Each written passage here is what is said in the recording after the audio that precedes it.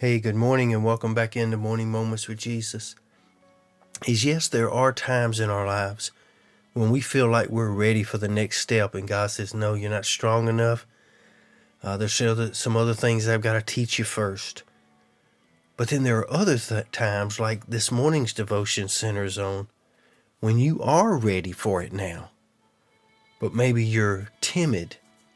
Maybe you're not wanting to take that step of authority or that step of leadership.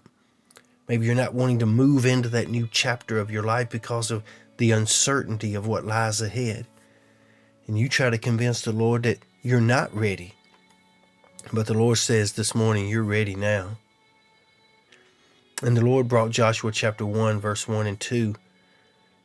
And I want to read that to you this morning. It says, Now after the death of Moses, the servant of the Lord, it came to pass that the Lord spake unto Joshua the son of Nun, Moses' minister, saying, Moses my servant is dead. Now therefore arise and go over this Jordan, you and all this people, unto the land which I do give to them, even to the children of Israel.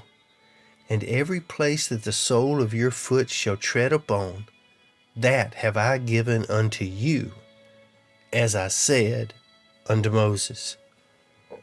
The first thing that kind of jumps out at me is verse number 2.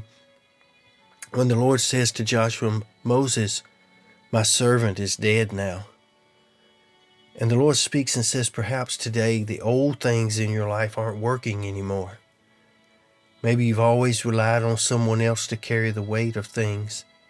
And now God's saying it's your turn to step up. It's your turn to lead. It's your turn to take on that responsibility. Old things will pass away. That's a fact. But at the same time, there are many things that are becoming new. And God is encouraging us to embrace those this morning. But then God tells Joshua to arise. Take your place in my plan, for you are ready now. I've seen your faithfulness over a few things, and now I give you charge over many. But then I want you to notice what comes next.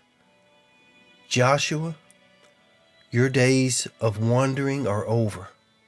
Your days of thinking that you will never get past this wilderness life, they're gone. Well, maybe God is telling you this morning that it is time for you to get up, time for you to assume your place in God's plan and cross over all those obstacles that have been keeping you from possessing your promise. Let me say that to you again this morning, just so it rings deep into your spirit. Maybe God is telling you today that it is time for you to get up, assume your place in God's plan, and cross over the obstacles that are keeping you from possessing your promise. For God did make them a promise. And church, He always keeps His promises. You will cross over into the place that I have prepared for you. I hope somebody gets that this morning. God has already prepared it for you.